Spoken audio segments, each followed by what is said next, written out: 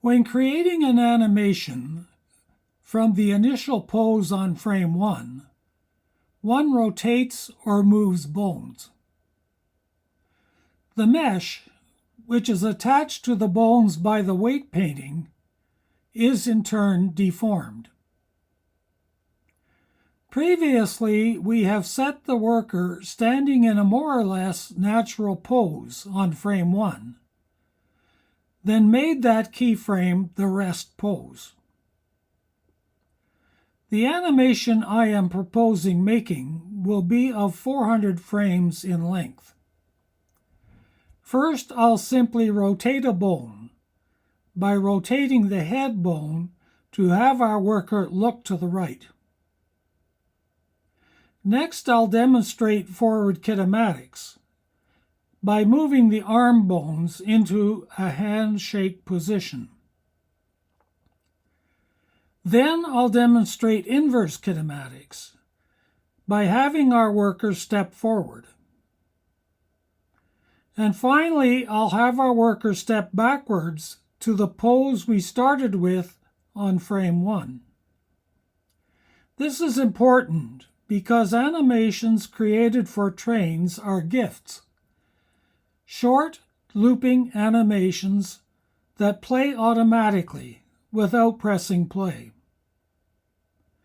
It would be nice to be able to trigger an animation to follow some other event, such as the approach of a train. But at the moment, I don't think that's possible. To see the pose on frame 1 in the timeline window, I'll select the armature and switch to pose mode.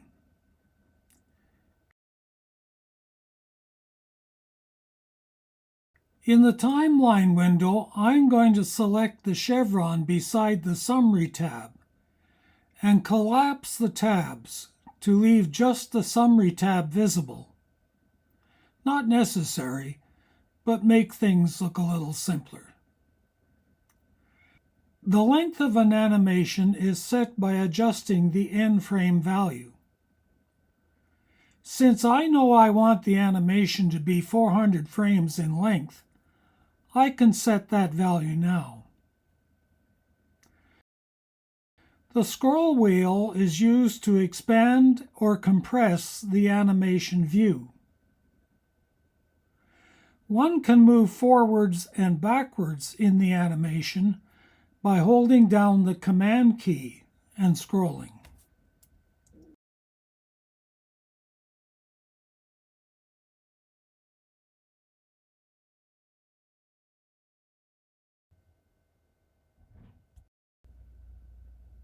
I don't want the worker to do anything for the first 20 frames. So I'll copy frame 1 to frame 20. I'll move the playhead to frame 20 and select frame 1 by left mouse button selecting the diamond to make sure it is orange. With the playhead on frame 20 and with the mouse cursor hovered over the timeline window, I'll select Command plus the C key, then Command plus the V key to copy and paste frame 1 to frame 20.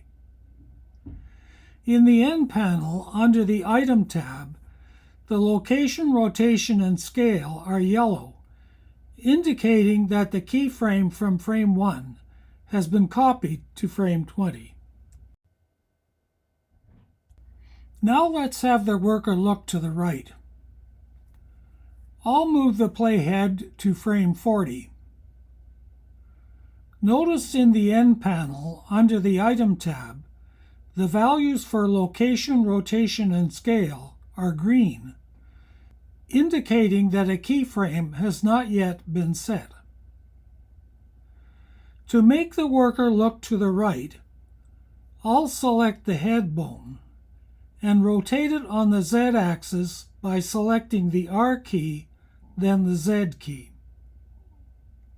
Notice that the rotation values have turned orange, indicating that they have been changed.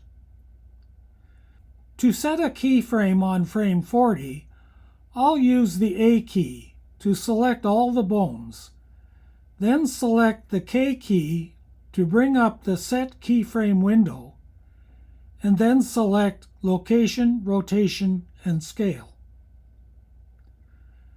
The rotation values have turned yellow, indicating that a keyframe has been set.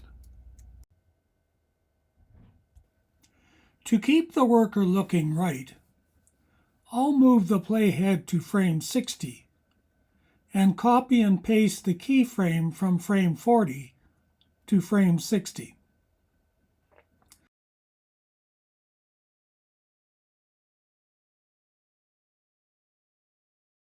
To have him look back, I'll move the playhead to frame 80 and copy and paste the keyframe from frame 20 to frame 80. Let's play the animation. By selecting the up or down arrow, I can jump from keyframe to keyframe.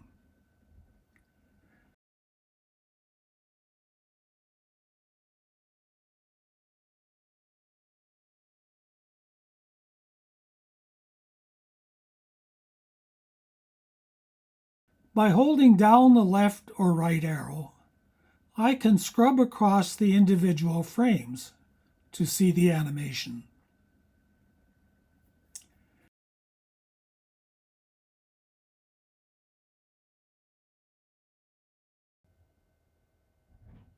Let's now rotate the left arm.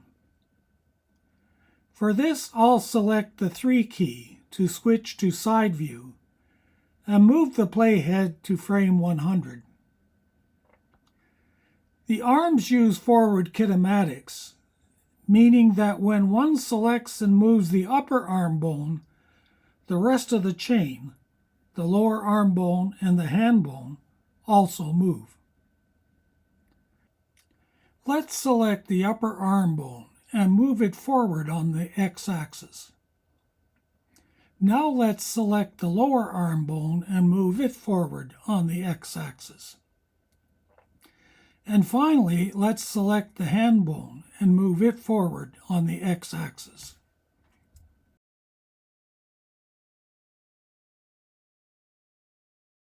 Again, I'll have him hold this pose by copying keyframe from 100 to frame 120. To lower his arm, I'll copy frame 80 to frame 140.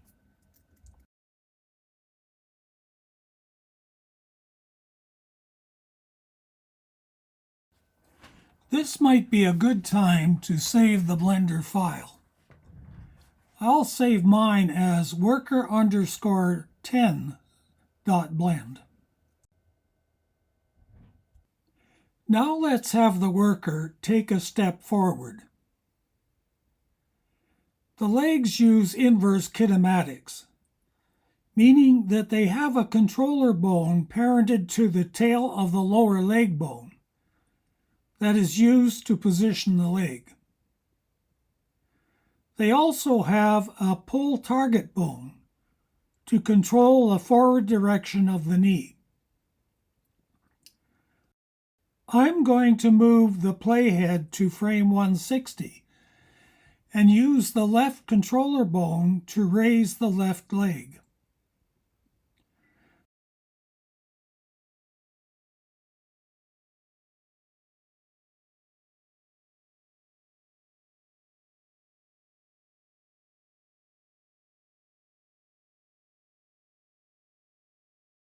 I'm now going to move the playhead to frame 180 and use the left controller bone to lower the left leg.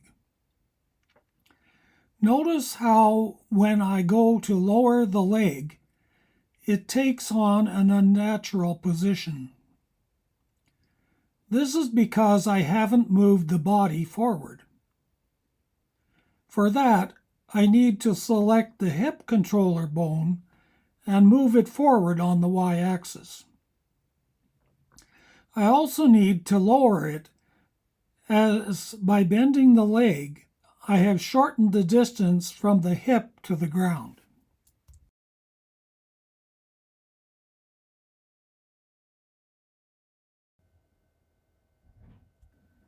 To step back, I'll move the playhead to frame 200 and copy and paste frame 160.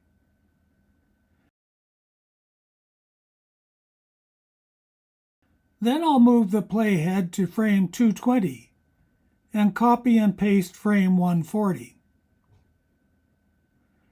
I'm going to have the worker stand until frame 250, where I will end the animation. I could copy frame 220 to frame 250, but I want to make sure that the worker is back in the pose on frame 1, so that I have a smooth transition when looping the animation. So I'm going to copy frame 1 to frame 250.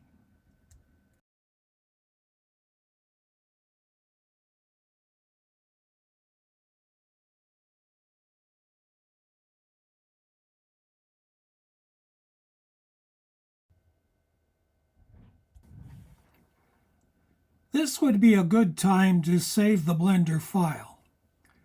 I'll save mine as worker_11.blend.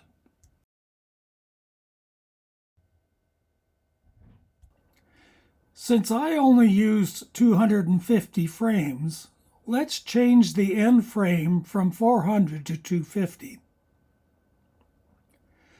Now I can play the animation as a GIF, a short looping animation. To move the playhead to frame 1, select the Shift key plus the left arrow.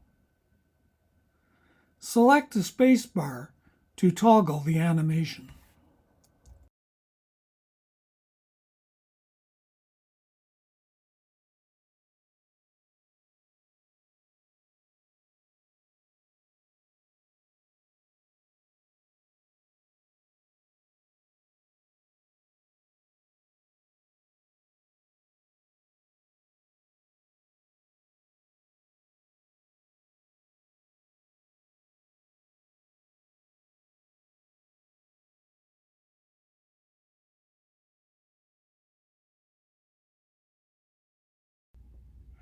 Having covered the very basics of animation, we are now ready to export the worker from Blender.